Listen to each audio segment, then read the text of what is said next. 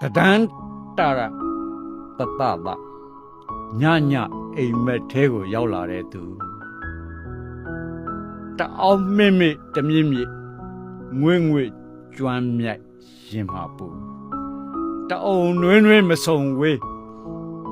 မပြေးပဲနဲ့မနီးတဲ့သူခရီးအတူမှာတော့